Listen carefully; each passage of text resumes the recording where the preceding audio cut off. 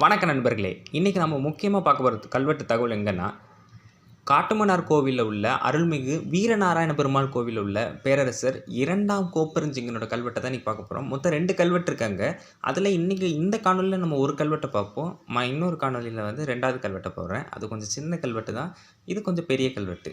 அதுக்கு முன்னாடி இந்த வீரநாராயண பெருமாள் கோவிலை பற்றி நிறைய பேர் கேள்விப்பட்டிருப்பீங்க. நிறைய பேருக்கு வரலாற்று ரீதியாகவே தெரிஞ்சிருக்கும். காரணம் என்னென்னா, இப்போ பொன்னியின் செல்வன்கிற புதினத்தில் கூட இந்த ஊர் பேரை சொல்லியிருப்பாங்க. பொன்னியின் செல்வனுங்கிறது கற்பனை கதை இருந்தாலும் இந்த ஊரை பற்றி கொஞ்சம் அதிகமாகவே அந்த இதில் சொல்லியிருப்பாங்க. சரி, வீரநாராயண பெருமாள் கோவில்னால் என்னன்னு பார்ப்போம். மாமன்னர் பராந்தக சோழன் ஏற்படுத்திய ஊரே இந்த வீரநாராயண சருப்பேதி மங்கலம் அப்படிங்கிறது இன்றைக்கி காட்டுமன்னார் கோவில்னு நம்ம சொல்கிறோம். இவ்வூரில் உள்ள வீரநாராயண பெருமாளை தனது குலதெய்வமாக எண்ணி அப்பெயரை தனது பட்டமாக வீரநாராயணன் என்று அழைக்கப்பட்டார். காரணம் என்னென்னா, வீரநாராயண பெருமாளை தான் இவர் அதிகமாக கும்பிட்டார். இதற்கு இன்னொரு காரணம், இவருடைய அப்பாவான ஆதித்த சோழனும் பெருமாள் மேலே அதீத பக்தி கொண்டவர். சரி, அதே போல் மாமன்னர் பராந்தகனின் மகனான இளவரசர் ராஜாதித்த சோழன் இவ்வூர் மக்கள் தங்களுக்கு செய்த தியாகத்துக்காக ஒரு ஏரியை உருவாக்குகிறார். அந்த ஏரி தான் இது வீராணம் ஏரிங்கிறது. இன்றைக்கும் சென்னை மக்களோட குடிநீர் தட்டுப்பாட்டை போக்கும் அருமருந்து இந்த ஏரி. வீராண ஏரி தான் வந்து சென்னை மக்களோட நிறைய குடிநீர் தேவைகளை பூர்த்தி செய்யக்கூடிய முக்கியமான ஏரிகளாக இருக்குது. அதை வந்து உருவாக்கின பெருமை வந்து பராந்தக சோழனுடைய மகனான ராஜாதித்த சோழனுக்கு தான் உண்டு. அவருக்கு இந்த நேரத்தில் நம்முடைய எல்லளவான வணக்கங்களையும் நன்றிகளையும் நம்ம தெரிவிக்கணும். ஏன்னா முக்கியமான ஒரு பேரரசராக வர வேண்டிய ஒருவர், அவர் வந்து ஒரு போர்க்களத்தில் இறந்த காரணத்தினால பின்னால் கண்டராதித்த சோழன் வந்தார். கண்டராதித்த சோழன்னு நான் தவறாக சொல்லலை, ஆனால் அதே சமயம் ராஜாதித்த சோழனும் மிகச்சிறந்த பேரரசராக வர வேண்டிய ஒரு நபர். ஆனால் காலம் மற்றும் விதி போரில் அவர் வந்து வீரமரணம் அடைஞ்சார். அந்த காரணத்தினால அவரால் வர முடியல. ஆனால் இந்த ஏரி அவருடைய பெருமையை சொல்லுங்கிறதுல எந்த சந்தேகமும் இல்லை. சரி, இந்த வீரநாராயண சதுர்வேதி மங்கலத்தை 4 வேதங்களை பயிற்றுவிக்கும் பிராமணர்களுக்கு மாமன்னர் பராந்தகன் வழங்கியதாக உதயேந்திரம் செப்பேடு. இந்த உதயேந்திரம் செப்பேடுங்கிறதும் பராந்தகன் சோழன் காலத்தில் இயற்றப்பட்ட செப்பேடு தான், அதில் சொல்லப்படுது. அதேமாரி மாமன்னர் பராந்தகன் இக்கோவிலை செங்கலில் இருந்து கற்றளியாக, அதாவது செங்கல்ல இருந்ததை கல் கோவிலாக மாற்றுறார், கருங்கல்ல மாற்றுறார். கல்வெட்டுகளில் 1ஆம் குலோத்துங்கன் காலத்தில் இக்கோவிலை வீரநாராயண விண்ணகரம், நான் ஏற்கனவே சொல்லியிருப்பேன், பெருமாள் கோவில்களில் விண்ணகரம்னு சொல்லுவாங்க. அதை வைத்து பார்க்கும்பொழுது இந்த கோவிலை வீரநாராயண விண்ணகரம் அப்படின்னு சொல்லியிருக்காங்க. இன்னொன்று வந்து இந்த கோவிலை புராண ரீதியாக சொன்னோம் அப்படின்னா, வீரநாராயணன் வீரத்தை தன்னுடைய வீர தீர செயல்களை வந்து இந்த இடத்துல காட்டிய காரணத்தினால இந்த பெருமாளுக்கு வீரநாராயண பெருமாள் ரொம்ப நல்ல கோவில். அதே சமயம் வந்து நிறைய பக்தர்கள் இங்கே வந்து வழிபடுறாங்க. ஆனால் அதிகமாக தெரியப்படாமல் இருக்குங்கிறது ஒரு வருத்தமான விஷயம் இந்த கோவிலை பற்றி. அதுதான் இங்கே ஒரு பெரிய டிஃபெக்ட். இன்னொன்று வந்து பக்கத்தில் தான் உடையார்குடி கோவிலும் இருக்குது. அதை நான் நிறைய தடவை சொல்லியிருப்பேன். சரி, பாண்டிய பேரரசர் சடையவர்ம சுந்தரபாண்டியன் காலத்தில் இக்கோவிலில் தற்பொழுது உள்ள மரத்திலான சிலையை நிறுவியுள்ளார். அதாவது இப்போ இருக்கிற கோவில் சிலை இருக்குது பார்த்தீங்களா, உள்ளே இருக்கிற சிலை வந்து பாண்டிய பேரரசர் உருவாக்கினது. சடையவர்ம சுந்தரபாண்டியன் காலத்தில் அது உருவாக்கியிருக்காங்க. இந்த கோவில் இறைவன் பேர் பார்த்திங்கன்னா அழகிய மன்னனார் அப்படின்னு கல்வெட்டில் குறிக்கப்படுது. இந்த ஊருக்கே பழங்கால பேர் வந்து மன்னனார் கோவில், அதாவது மன்னன் கூட்டல் ஆர் கோவில் அப்படின்னு தான் சொல்லணும். அதை வைத்து பார்க்கும்போது இந்த பெருமாள் வந்து மன்னர், அதாவது இந்த ஊருக்கே அவர் மன்னர் மாதிரி அப்படி தான் அவரை வழங்கியிருக்காங்க. அந்தளவுக்கு ஒரு பிரசித்தி பெற்ற பெருமாள் கோவில். சரி, மணவாள நம்பிகள் வீரநாராயண பெருமாள் கோவில் இது அதாவது மங்கள சாசனம்னு ஒரு சாசன பிரிவு இருக்குது. அந்த சாசனத்தில் வர திவ்ய தேசம் இந்த கோவில் இல்லை. இருந்தாலும் இதை விட பெருமையான விஷயம் என்னென்னா, 4000 திவ்ய பிரபந்தங்கள் கண்டெடுக்கப்பட்ட தலம் இது. அதாவது 4000 திவ்ய பிரபந்தத்தை உருவாக்குனது, அதை தொகுத்தது யார்? மணவாள நம்பி. அதை கண்டெடுத்த தலம் வந்து இந்த வீரநாராயண பெருமாள் கோவில் சொல்லப்பட காட்டுமன்னார் கோவில். இதுதான் அங்கே அந்த பெருமாள் சிலை. ஆழ்வார்கள் பெருமாளை பற்றி மனமுருகி பாடிய பாடல்களின் தொகுப்பே 4000 திவ்ய பிரபந்தம். சிதம்பரத்துக்கு அருகில் உள்ள காட்டுமன்னார்குடி, அதுதான் இப்போ காட்டுமன்னார் கோவில், அதில் குப்பங்குழியில் அப்படின்னு ஏதோ ஒரு இடம் இருக்குது. குப்பங்குழியில் அவதரித்த நாதமுனிகள் இந்த 4000 திவ்ய பிரபந்த பாடல்கள் அனைத்தையும் நம்மாழ்வாரின் திருவருளால் மீட்டு மக்களுக்கு வழங்கினார். இவரை முதல்வராக கொண்டே வைணவ ஆச்சாரிகளின் பரம்பரை துவங்குகிறது அப்படின்னு சொல்கிறாங்க. இன்னொரு விஷயமும் தெரிஞ்சுக்கோங்க, இதில் வந்து பார்த்திங்கன்னா இந்த கோவிலுக்கு இந்த மன்னனார் கோவில் இப்படிலாம் நம்ம நிறைய பார்க்குறோம். அதே சமயம் இந்த ஊர்லேருந்து பக்கத்தில் தான் மணல் மேடு இதெல்லாம் இருக்குது. அதாவது யோசிச்சு பாருங்களேன், ஒரு பெரிய ஏரி உருவாக்குனது அதெல்லாம் தாண்டி கங்கை கொண்ட சோழபுரமும் இதுவும் கொஞ்சம் பக்கத்தில் தான் இருக்குது. ஒரு 25 கிலோமீட்டருக்குள்ளே இந்த 2 ஊரும் இருக்குது. கங்கை கொண்ட சோழபுரத்தில் தான் மணவாள நம்பிகளோட சமாதி இருக்குது. அதாவது கங்கை கொண்ட சோழபுரம் கோவிலுக்கு முன்னாடி ஒரு அரை கிலோமீட்டருக்கு முன்னாடி இருக்குது. நீங்கள் வேணால் போய் பாருங்கள். வைணவத்திற்கு மிக பெரும் தொண்டாற்றிய நாதமுனிகள் அவரது பேரர் யமுனை துறைவர் என்று அழைக்கப்பட்ட ஆளவந்தார் ஆகிய இருவரும் அவதரித்த தலம். எனக்கு வைணவ சில விஷயங்கள் தெரியாமல் இருக்குது. அதனால் மேலோட்டமாக சில விஷயங்களை மட்டும் சொல்லியிருக்கேன். இன்னும் டீப்பாக போகணுன்னா நிறைய சொல்லலாம். பட் நான் வந்து கல்வெட்டு மட்டும் கான்சென்ட்ரேட் பண்ணுறதுனால புராண விஷயங்களை கொஞ்சம் தவிர்த்திருக்கேன். அதை நான் தனியாக இன்னொரு காணொளியில் சொல்கிறேன். சரி, இதுதான் வந்து இந்த கோவிலை பற்றியும் என்னென்ன இந்த ஊரோட சிறப்புகள், யார் யார் செஞ்சாங்க எல்லாம் பார்த்தோம். இன்றைக்கி நாம் பல்லவ பேரரசர் 2ஆம் கோப்பெருஞ்சிங்கனோட ஒரு கல்வெட்டு இன்றைக்கி பார்ப்போம். அடுத்த பதிவில் 2வது கல்வெட்டை பார்ப்போம். இன்னொரு விஷயமும் தெரிஞ்சுக்கோங்க. 2ஆம் கோப்பெருஞ்சிங்கன்கிறவர் வந்து 1243லேருந்து 1279 கிட்டத்தட்ட 36 வருடங்கள் வந்து ஆட்சி செய்கிறார். அதற்கு முன்னாடி இருந்தவர் 1ஆம் கோப்பெருஞ்சிங்கன். அவர் வேற, இவர் வேற. அது முதல்ல புரிஞ்சுக்கணும்.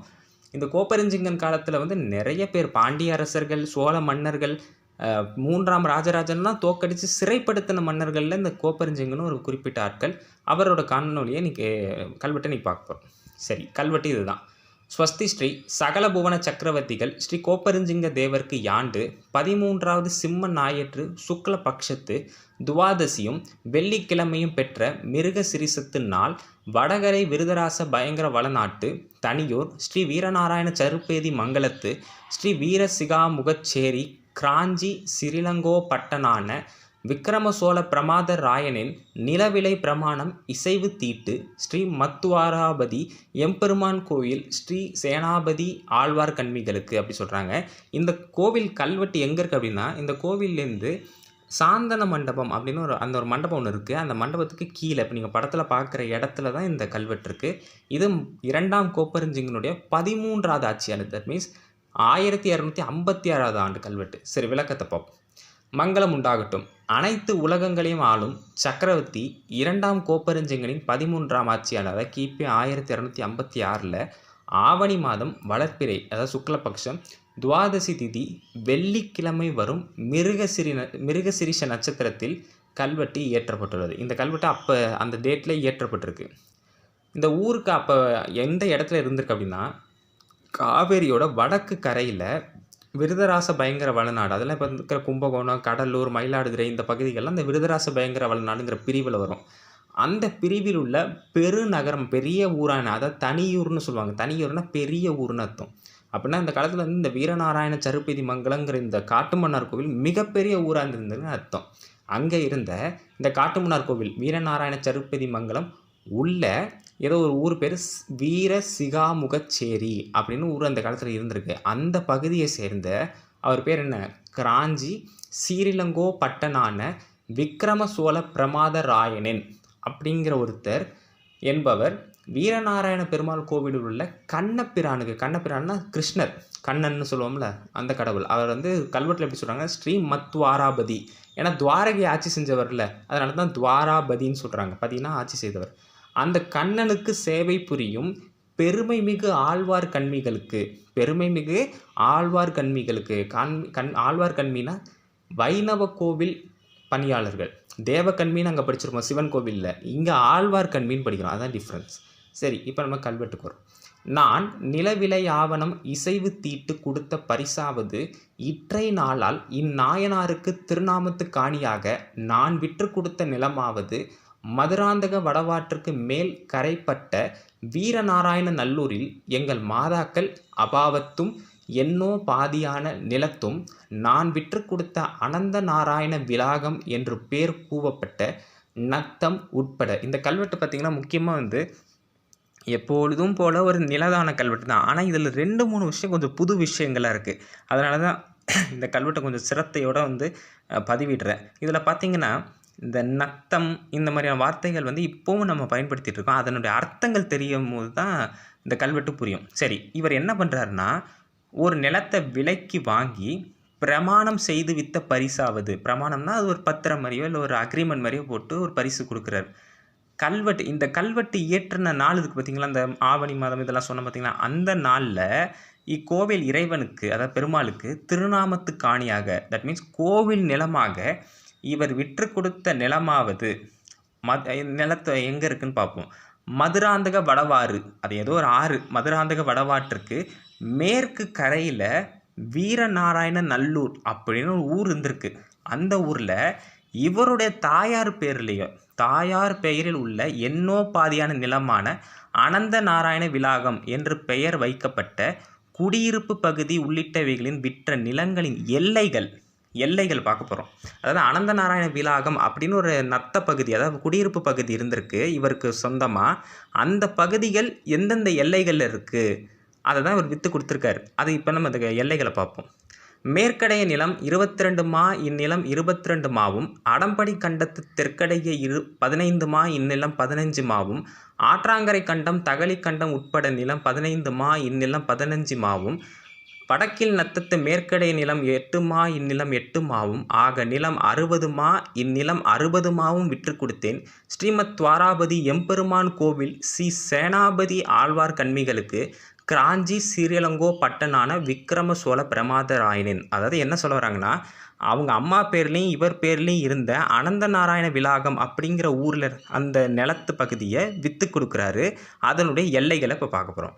அர்த்தம், அந்த எல்லைகள் எங்கே இருக்குது அப்படின்னா, இந்த ஊருக்கு மேற்கு பக்கத்தில் ஒரு 22 மா குழி நிலம், 22 மா நிலம் இருக்குது. அதாவது 2200 குழி நிலம், அது ஒன்று. அப்புறம் அடம்படி கண்டம், அது வந்து ஒரு நிலப்பகுதி. அதுக்கு தெற்கு பக்கத்தில் ஒரு 15 மா நிலம் இருக்குது, 1500 குழி. அப்புறம் ஆற்றாங்கரை கட்டத்தில் உள்ள தகலி கண்டம்னா குழி வடிவத்தில் ஒரு நிலப்பகுதி, அது ஒரு 15 மா, அது ஒரு 1500 குழி நிலம். அப்புறம் வடக்கு பக்கத்தில் குடியிருப்பு பகுதினா நத்தம்னு அர்த்தம், அதை தான் கல்வெட்டில் நத்தம் சொல்கிறேன். அந்த குடியிருப்பு பகுதிக்கு மேற்கு பக்கத்தில் ஒரு 8 மா நிலம் இருக்குது. அது வந்து எவ்வளோனா 800 குழி. ஆக மொத்தம் 60 மா, அதாவது 1000 குழி நிலத்தை இக்கோவிலில் உள்ள கண்ணபிரானுக்கு, அதாவது ஸ்ரீமத் துவாராபதின்னு சொல்கிறாங்க, சேவை புரியும் பெருமைமிகு ஆழ்வார் கண்மிகளுக்கு, அதாவது அந்த வைணவ கோவில் பணியாளர்கள் இருக்காங்கள்ல, அவங்களுக்கு இந்த கிராஞ்சி ஸ்ரீலங்கோ பட்டனான விக்ரம சோழ பிரமாதராயனின் அப்படிங்கிறவர் என்ன பண்ணுறாரு, விற்று கொடுக்குறாரு.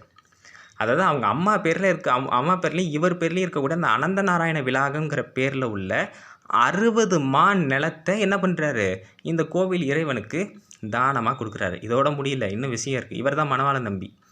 சரி, கல்வெட்டுக்கு வரும். அடுத்து, இந்நிலம் 60 மாவும் திருநாமத்து காணியாக விற்று கொடுத்து கொள்வதான எம்மிலிசைந்த விளைபொருள் அன்றாடு நற்காசு, இது வந்து பார்த்திங்கன்னா 45,000ன்னு அர்த்தம். இந்த மாதிரி கொடுத்துருந்தா 45,000, இக்காசு 45,000ம் ஆவணக்களரியே காட்டேற்றி கை செலவர்க்க கொண்டு விற்று விலை பிரமாணம் செய்து கொடுத்த இந்நிலத்துக்கு இதுவே விலையாவதாகவும் இதுவே பொருள் மாவருதி பொருள் செலவோலையாவதாகவும். இதில் நல்லா தெரிஞ்சுக்கோங்க, இந்த ஆவணக்களரின்னு ஒரு வார்த்தை வருது பார்த்திங்களா, ஆவணக்களரி, அதுதான் ரொம்ப முக்கியமான ஒரு இது. சில கல்வெட்டுகளில் இது ரொம்ப இல்லாமல் இருந்தது. இப்போ தான் இந்த ஆவணக்களரிங்கிறது பாண்டிய மன்னர்களோட கல்வெட்டுலையும் இந்த மாதிரி கோப்பெருஞ்சிங்கன் அவர்களோட கல்வெட்டில் மட்டும்தான் கொஞ்சம் பார்க்க முடியுது. அது என்னன்னு இப்போ இன்றைக்கி பார்ப்போம். விளக்கம். இப்போ இந்த 60 மா 6000 குழி நிலம் இருக்குது பார்த்திங்களா, அதை திருநாமத்து காணியாக, அதாவது கோவில் நிலத்தை விற்று கொடுத்து இவர்கள் ஒப்புதலோடு விலை தானே கொடுக்குறாரு. அதுக்கு எவ்வளோன்னா அன்றைய காசு, அதான் அன்றாடு நற்காசுன்னு பேர். அன்றைய 45,000 காசுகளை ஆவணக்களரினா என்னென்னு அர்த்தத்தை பார்ப்போம். அதாவது ஒவ்வொரு ஊர்லேயும் அந்த நிலம் விற்கிறாங்கல்ல, அந்த நிலம் விற்கும் போது ஆவணங்கள் எழுதுவாங்க. அந்த ஆவணங்களை எல்லாத்தையும் காக்கிறதுக்கு, அதாவது பாதுகாக்கிறதுக்கு ஆவணக்களரி அப்படின்னு இருந்துச்சு. இதனை ஆவணக்களம் அப்படின்னு சொல்லுவாங்க.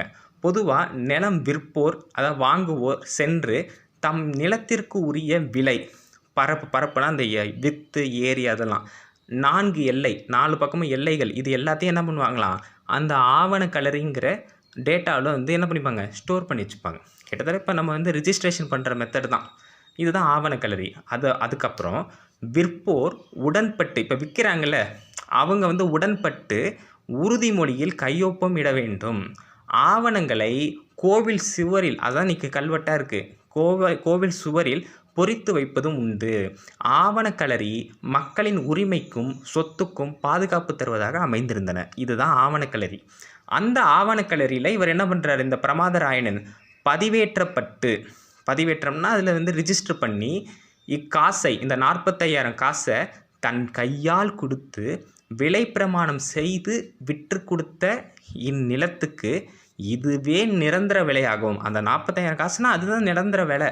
அதுக்கப்புறம் கொடுக்கப்பட்ட நிலத்திற்கு உரிய மா கணக்கீடு நிரந்தர கணக்கீடாகும். ஏன்னா இப்போ அவர் 60 மா தான் கொடுக்குறாரு, 60 மா நிலத்தை கொடுக்குறாரு. அந்த 60 மா நிலம்தான் கடைசி வரைக்கும், புரியுதுங்களா? நிரந்தர கணக்கீடாகவும் அந்த நிலத்திற்கு ஆகும் செலவை, இப்போ 45,000 காசு ஆணுச்சுல்ல, அந்த செலவை ஓலையில் பதிவிடணுமா? அதுதான் என்ன சொல்கிறாங்க, அந்த நிலத்திற்கு ஆகும் செலவை ஓலையில் பதிவிடுவதாகவும். இதெல்லாம் ரொம்ப முக்கியமான கண்டிஷன்ஸ் அந்த காலத்தில் கல்வெட்டு. இது வல்லது வேறு பொருள் மாவருதி பொருள் செலவோலை காட்ட கடவதல்லாதாகவும் இப்படி இரு காலாவதும் முக்காலாவதும் விலை குறவிற்று பொருளறக் கொண்டு விற்று கொடுத்த இந்நிலத்துக்கு இவர்கள் வேணும் என்ற போதே பிரமாணம் பண்ணி கொடுக்க கடவேனாகவும் கொடுத்திலேனாகில் இந்நிலவிலை பிரமாண இசைவு தீட்டே பிரமாணமாவதாகவும் அப்படின்னு இதில் சொல்லியிருக்காங்க. அதை திரும்ப சொல்கிறேன். அந்த ஆவணக்கலரியில் என்ன பண்ணுறாங்க, ரெஜிஸ்டர் பண்ணிக்கிறாங்க. ரெஜிஸ்டர் பண்ணி அதுதான் நிரந்தர விலை. 45,000 காசுங்கிறது நிரந்தர விலை. அதே போல் அந்த 60 மாங்கிறது தான் நிரந்தர கணக்கீடு. அதில் எந்த மாற்றமும் கிடையாது. அதே மாதிரி இந்த செலவான காசை என்ன பண்ணிக்கணும், அந்த ஓலையில் பதிவிடணும். இதுதான் முன்னாடி பார்த்தது. இப்போ நம்ம இதுக்கு உண்டான விளக்கத்தை பார்ப்போம். சரி, இப்போ இந்த நிலத்தை என்ன பண்ணுறாரு அவர், அந்த 60 மா நிலத்தை கோவில் நிலமாக மாற்றுறாரு. கோவில் நிலமாக மாற்றும் போது அதுக்கும் ஒரு செலவு, சின்ன சின்ன செலவுகள் வரும்ல, அந்த செலவையும் என்ன பண்ண சொல்கிறாங்க, ஓலையில் எழுதணும் அப்படின்னு சொல்லி இப்படி அரை பங்காகவும், அரை பங்குன்னா எவ்வளவு, ஒன்றில் அரை பங்கு, அதான் இருக்கால்னு சொல்கிறாங்க. அப்புறம் முக்கால் அப்படின்னா என்ன, முக்கால் பங்காகவும், அதான் முக்கால் பங்காகவும் விலை குறைவு இல்லாமல் கொஞ்சம் கொஞ்சமாக, அதாவது 45,000 காசை கொஞ்சம் கொஞ்சமாக என்ன பண்ணணுமா, கொடுக்கணும். அதுதான் விலை குறைவு இல்லாமல் காசு கொண்டு விற்று கொடுத்த இந்நிலத்துக்கு சபையினர் இத்துணை வேலைகளும் செய்ய வேண்டும் என்பதை கூற அதனை பண்ணி கொடுப்பதாகவும். இவ்வளோ கண்டிஷன்ஸையும் என்ன பண்ணணும், இவர் ஃபாலோ பண்ணி அந்த சபையினருக்கு கொடுக்கணும். அப்படி கொடுக்குறேன்னு இவர் ஒத்துக்கிறாரு. ஒரு வேளை கொடுக்க மாட்டோம், இப்போ இந்த தானம் கொடுக்குறாருல்ல, அவர் இது கண்டிஷன்ஸ்க்கெலாம் ஒத்து வரலன்னு இவங்களுக்கு சந்தேகம் வந்துச்சுன்னா இந்நிலத்தை விற்பதற்கான பிரமாணத்தை ஏற்படுத்தி தருவதாகவும் ஒரு கண்டிஷன், அக்ரிமெண்ட் மாதிரி போட்டுக்கலாம் அப்படின்னு சொல்கிறார். சந்தேகம் வந்துச்சுன்னா என்ன பண்ணிக்கோங்க, ஒரு அக்ரிமெண்ட் நான் போடுறேன், அதில் நான் கையெழுத்து போடுறேன்னு சொல்கிறார். யார், இந்த விற்கிறவர். கல்வெட்டு இந்நிலங்களுக்கு முன்பிலாண்டுகளுக்கும் நீர் பாயும்படியே பாயவும் வாரும்படியே வாரவும் கடவதாகவும் இறைக்கும்படியே இறைக்கவும் வழி இசங்கும் படிகளிலே இசங்கவும் கடவர்களாகவும் இந்நிலத்து மேநோக்கின மரமும் கீழ் நோக்கின கிணறும் மற்றும் இந்நிலம் 60 மாவில் எப்பேற்பட்ட உரிமைகளும் மற்றும் வருமான வரி இருந்தளவும் போகமும் போக விருத்தியும் அகப்பட விற்று கொடுத்தேன் அப்படி சொல்கிறாங்க. கிட்டத்தட்ட இதோட கல்வெட்டு முடிஞ்சிருச்சு. அப்போ என்னென்னா, அந்த கோவில் சபையினருக்கு இவர் விற்று கொடுக்கும் போது என்ன சொல்கிறாங்க, எல்லா கண்டிஷனையும் நான் ஒத்துக்கிட்டு உங்கள்கிட்ட கொடுக்குறேன்னு சொல்கிறாங்க. ஒருவேளை சபையினருக்கு அதில் ஏதாவது சந்தேகம் இருந்துச்சுன்னா நான் ஒரு அக்ரிமெண்ட் மாதிரி போட்டு உங்ககிட்ட கொடுக்குறேன் அப்படின்னு அவர் சொல்கிறார். சொல்லிவிட்டு இப்போ விளக்கத்துக்கு வரும். அப்படி அக்ரிமெண்ட் போட்டு கொடுக்கப்பட்ட இந்நிலங்களுக்கு, அந்த 60 மா நிலங்களுக்கு இதற்கு முன்பு எவ்வாறு நீர் இறைக்கப்பட்டதோ, ஏன்னா நிலம் தானே இது, அந்த நிலத்துக்கு இவர் எப்படி ஒரு காலத்தில் நீர் இறைச்சிக்கிட்டு இருந்தாரோ அது போல் நீங்களும் இறைக்கணும் அப்படின்னு இவர் ஒரு கண்டிஷன் சொல்கிறாரு. யார், இந்த விற்கிறவரும். நீர் சரிவர இறைக்கவும் எந்த நேரத்தில் இறைக்க வேண்டுமோ அப்போது செய்யவும் இந்நிலத்துக்கு மேற்கு பக்கத்தில் உள்ள மரங்களும், பொதுவாகவே ஒரு நிலம் இருக்குன்னு வச்சுக்கோங்களேன், அந்த நிலத்துக்கு மேற்கு பக்கத்தில் மரங்கள் நிறையா இருக்கும், கிழக்கு பக்கத்தில் கிணறு இருக்கும். இதெல்லாம் அந்த கால ப்ரொசீஜர். கிணறும் மற்றும் அதெல்லாம் பயன்படுத்திக்கலாம் நீங்கள் அப்படின்னு சொல்கிறார். யார், சபையினருக்கு சொல்கிறார். மற்றும் இந்நிலம் 60 மாவில் உள்ள எப்பேற்பட்ட உரிமைகள் மற்றும் வருமான வரி பயிர் விளைச்சல் உரிய வரிகள் என அனைத்தையும் நீக்கி விற்று கொடுத்தேன். எல்லா வரியும் என்ன பண்ணுறாரு, எனக்கு தேவையில்லை நீங்களே எடுத்துக்கோங்க, நீக்கி அதை விற்று கொடுக்குறார். இதோட முடிஞ்சிச்சு. இப்போ கையெழுத்து, எல்லாமே கையெழுத்து. கல்வெட்டுக்கு வரும். ஸ்ரீமத் துவாராபதி எம்பெருமாள் கோயில் ஸ்ரீ சேனாபதி ஆழ்வார் கண்மிகளுக்கு கிராஞ்சி சீரலங்கோ பட்டனான விக்ரம சோழ பிரமாதராயனின் இவை என் எழுத்து இப்படி அறிவேன் கோதண்ட ராமச்சேரி ராயூர் எஜதேமூர்த்தி பட்டனின் இப்படி அறிவேன் ஸ்ரீ வீரசிகாமுகச்சேரி களத்தூர் அழகிய மணவாள பட்டனேன் இப்படி அறிவேன் ஸ்ரீ புவன சூடாமணிச்சேரி திருவல்லரை சபாபதி பட்டனேன் அப்படி சொல்கிறாங்க. ஸோ இந்த கல்வெட்டே அவ்வளோதாங்க விஷயம். இந்த கல்வெட்டில் என்ன சொல்ல வராங்க, அந்த ஆவணக்கலையிலேருந்து இது பண்ணி அக்ரிமெண்ட் அது வந்து அந்த காலத்தில் எப்படியெல்லாம் நிலதானம் கொடுக்கப்பட்டிருக்கு. இதில் இன்னொன்று தெரிஞ்சுக்கோங்க, ஒவ்வொரு மன்னர்கள் காலத்தில் நிலதானம் மாறுபடும். அவங்களோட அட்மினிஸ்ட்ரேஷன் முறைகள் வந்து மாறுபடும். இப்பயே பார்த்தோன்னா ஒரு கவர்மெண்ட் ஒரு மாதிரி செய்யும், இன்னொரு கவர்மெண்ட் ஒரு மாதிரி செய்யுதில்ல. அந்த மாதிரி அந்த காலத்திலே இருந்திருக்கு. அதனால தான் ஒவ்வொரு நிலதான கல்வெட்டை நான் போடுறேன். விளக்கம். இப்போ வந்து இக்கோவிலில் உள்ள கண்ணபிரானுக்கு சேவை புரியும் பெருமைமிகு ஆழ்வார் கண்மிகளுக்கு கிராஞ்சி ஸ்ரீரங்கப்பட்டனான விக்ரம சோழ பிரமாதராயணன் இந்த நிலத்தை விற்று கொடுக்குறாருல்ல, அவரோட கையெழுத்து. அவர் கையெழுத்து போடுறாரு. அடுத்து இப்படிக்கு இந்த கோதண்ட ராமச்சேரி அப்படின்னு ஒரு ஊர் இருந்திருக்கு. அந்த பகுதியை சேர்ந்த ராயூர் யஜதேமூர்த்தி பட்டன் அவரோட கையெழுத்து. அப்புறம் இந்த வீரசிகாமுகச்சேரின்னு சொன்ன பார்த்தீங்களா, அதுக்கு அருகில் களத்தூர் அப்படின்னு ஒரு பகுதி இருந்திருக்கு. அந்த பகுதியை சேர்ந்த அழகிய மணவாளப்பட்டன் அவருடைய கையெழுத்து. அப்புறம் புவன சூடாமணிச்சேரி, இது எனக்கு தெரிஞ்ச புவனகிரின்னு நினைக்கிறேன், அந்த பகுதியை சேர்ந்த திருவெல்லரை சபாபதி பட்டன் அப்படிங்கிறவரோட கையெழுத்து. இதில் நிறைய ஊர் பேர் எனக்கு சரியாக தெரியல. இதெல்லாம் இப்போ எங்கே இருக்குன்னு எனக்கு சரியாக தெரியல. எல்லாமே பக்கத்தில் தான் இருக்கும். இந்த காட்டுமன்னார் கோவில் பக்கத்தில், ஏன்னா புவனகிரியும் பக்கத்தில் தான் இருக்குது. அதை வைத்து பார்க்கும்போது அதை தான் இருக்குன்னு நினைக்கிறேன். சரி, கல்வெட்டு. இப்படி அறிவேன் ஸ்ரீ கற்பகச்சேரி பிரேமபுரத்து சிராமப்பட்டனேன். இப்படி அறிவேன் மருதூர் சங்கரநாராயண பட்டனேன். இப்படி அறிவேன் நாரணமங்கலத்து வீற்றிருந்தான் பட்டனேன். இப்படி அறிவேன் ஸ்ரீ சூர சூடாமணிச்சேரி இருஞ்சியூர் சிராம பட்டனேன். இப்படி அறிவேன் கோருக்கொட்டி சந்திரபூஷண பட்டனேன். எல்லாருமே பட்டர்கள். நீங்கள் கவனிக்கிற எல்லாருமே யார்? பட்டர்கள். இந்த பட்டர்கள்லாம் வந்து இந்த கோவிலில் வந்து இன்றைக்கி பட்டர்கள் தான் அங்கே வந்து அர்ச்சகர்களாக இருக்காங்க.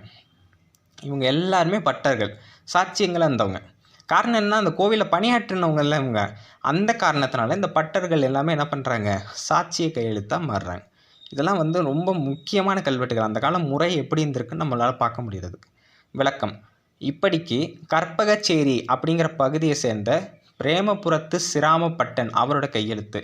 இப்படிக்கு மருதூர் பக்கத்தில் மருதூர்னு ஒரு ஊர் இருக்குது, அந்த ஊரை சேர்ந்த சங்கரநாராயண பட்டன் அவரோட கையெழுத்து. அப்புறம் நாரணமங்கலம், இதுவும் நான் இருக்குன்னு தான் நினைக்கிறேன், கங்கை கொண்ட சோழபுரம் பக்கத்தில் இருக்குன்னு நினைக்கிறேன். நாரணமங்கலம் என்ற பகுதியை சேர்ந்த வீற்றிருந்தான் பட்டன் அவரோட கையெழுத்து.